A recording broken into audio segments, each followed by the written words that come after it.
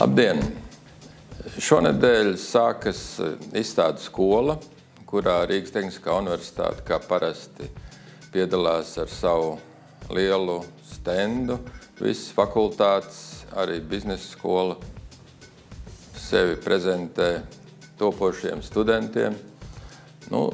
Studenti jau ir ne tikai tie, kas topošie, kas iestāsies bakalauros, bet arī maģistrantūrā.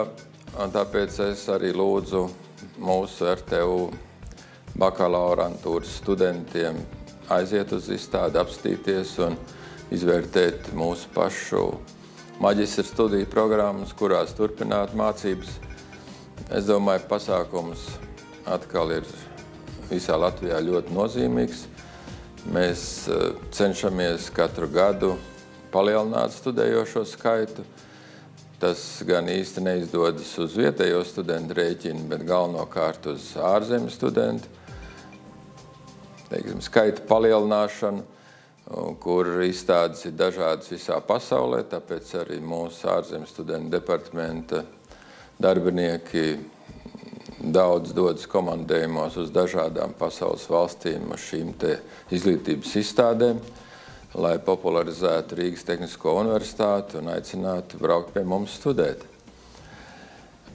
Zīmīgi ir tas, ka arī mūsu Rīgas Tehnisko universitāti tikko pagājušajā nedēļā apmeklēja Amerikas Savienoto Valstu vēstniece. Šonedēļ bija tikšanās ar Francijas vēstnieci, un abos gadījumos bija sadarbības pastiprināšanas piedāvājumi tieši ne tikai studentu apmaiņas jomā, bet arī zinātniskā pētniecībā un arī pieredzes apmaiņā, ko mēs esam jau visai pasaulē pierādījuši par mūsu dizaina fabrikas varēšanu.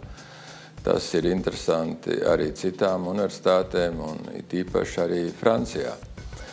Vēl es gribētu minēt, ka jaunadēļ ceturtdien ir karjeras dienas, ko rīko Rīgas Tehniskā universitāte, un tur piedalīsies daudz firmas, vairāk kā 100 dažādu uzņēmumu no Latvijas, arī starptautiskie uzņēmumi, ar domu piesaistīt mūsu absolventus tālākām darba gaitām šajos uzņēmumos.